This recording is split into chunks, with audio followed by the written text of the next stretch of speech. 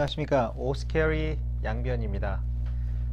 오늘은 Foreign Policy에 나왔던 Foreign Policy라는 그 언론에 나왔던 그 북한의 지금 현재 경제 현황에 대해서 잠깐 말씀을 드리고요. 그다음 거기에 대해서 약간 추가 설명과 분석을 약간 나누고자 합니다. 네. 그 Foreign Policy를 보시면은 지금 북한이 이제 코로나 사태로 인해서 굉장히 경제적으로 지금 힘들다고 하는데요. 근데 그 힘든 거는 이제 대부분 이제 아실 테니까 여기서 이제 약간 생소한 내용에 대해서 생소하지만 굉장히 중요한 내용에 대해서 제가 좀 말씀을 드리고자 합니다. 네.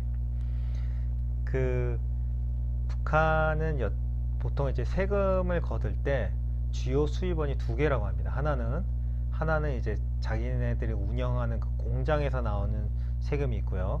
그다음에 또 하나는 돈주라고 하는 한국식으로 얘기하면 소상공인 같은 사람들한테 걷는 그런 세금원이 또 하나라고 합니다. 네. 이 돈주에 대해서는 제가 나중에 좀 이따가 이제 좀 자세한 설명을 드릴 텐데요.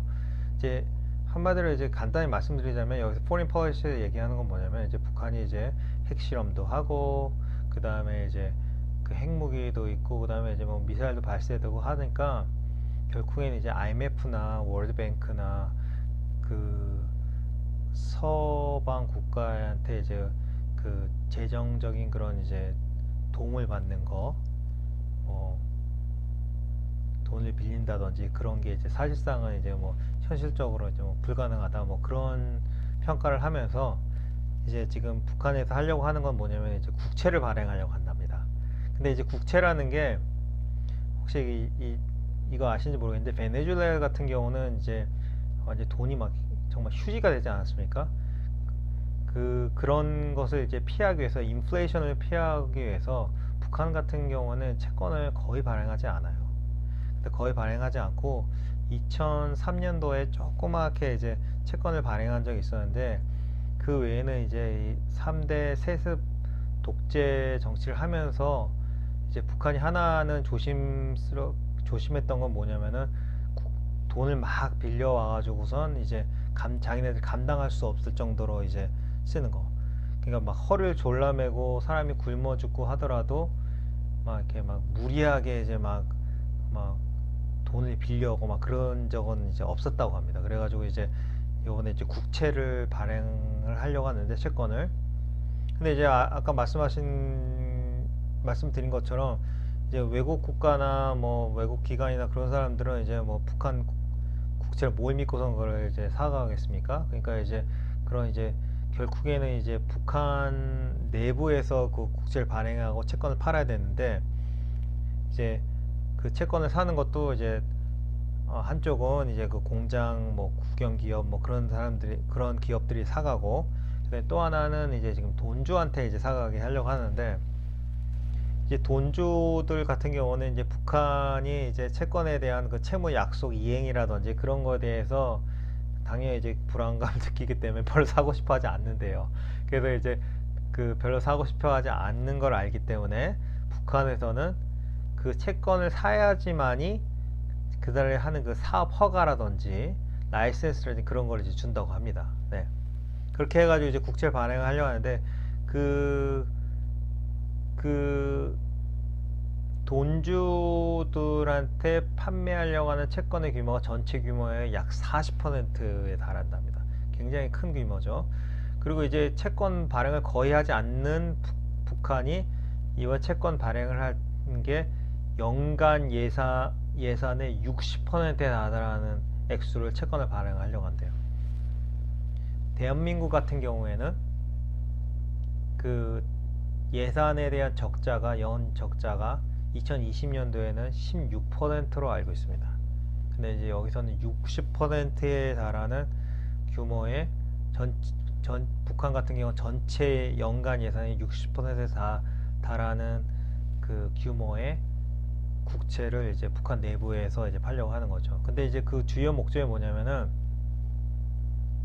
그 내부에 있는 외화들을 다 그 돈을 빨아들이려고 한다고 합니다. 그게 이제 주요 목적이래요. 네.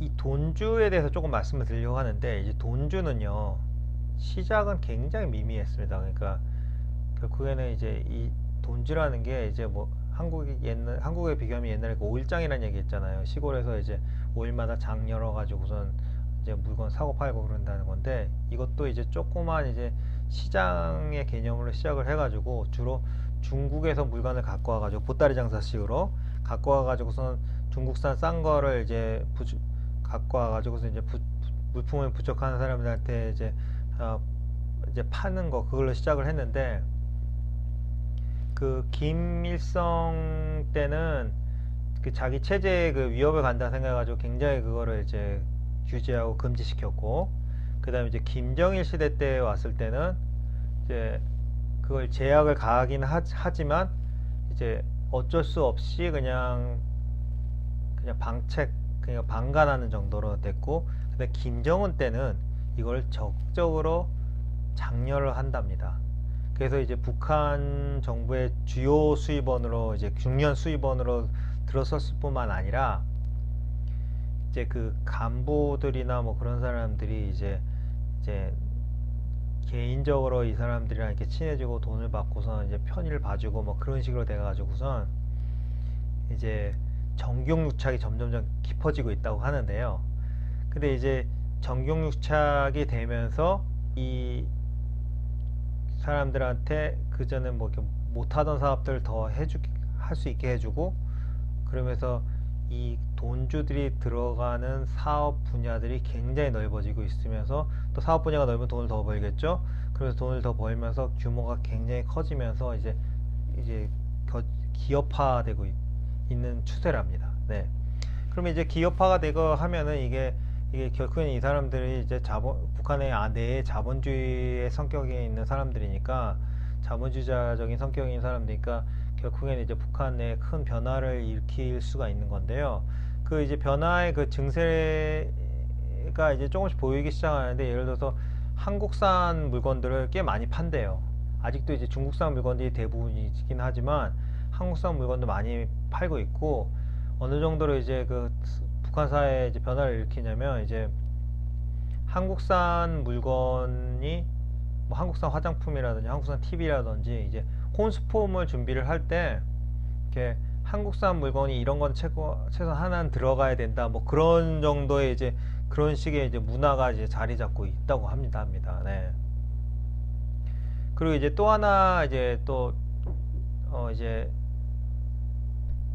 또 생각해 볼 점은 뭐냐면, 저는 이제 잘 모르지만 써본 적이 없으니까 그런 말이 있어요. 북한산 물건이 그 많은 분야에서 중국산 물건보다는 나은데, 지금 북한이 그 정부가 운영하는 그런 공장 그런 데가 이제 그 재료도 제대로 조달 못하고 해가지고선 생산을 제대로 못해가지고선 그 물품이 부족하다는 말이 이제 꽤 있거든요. 근데 이런 이제 자본주의적인 그런 이런 돈주들이 돈을 벌어가면서 생산에 투자하고 그러면서 이제 자기네들 만들기까지 그냥 남의 물건 갖고 와가지고 파는 게 아니라 자기네들 물건이 이제 자체로 생산해가지고 팔기 시작을 하게 되면은 이제 그 북한의 경제나 사회에 큰 변화를 일으킬 수 있다는 그런 생각이 들었습니다. 네. 그렇지만 이제 이거는 어디까지나 이제 정치적으로 안정되고, 그다음에 이 사람들이 이제 자라나고 사업의 다양화와 그다음에 사업을 커지게 이렇게 놔두는 그런 이제 정치적 안정이 있다는 그런 전제를 한 거죠. 네. 근데 이제 정치적 안정을 얘기하자면은 지금 현재 이제 김정은 사태에 대해서 얘기를 안 할 수가 없겠죠. 그래서 그거에 대해서 다음 동영상에 제가 말씀을 드리겠습니다. 네, 감사합니다.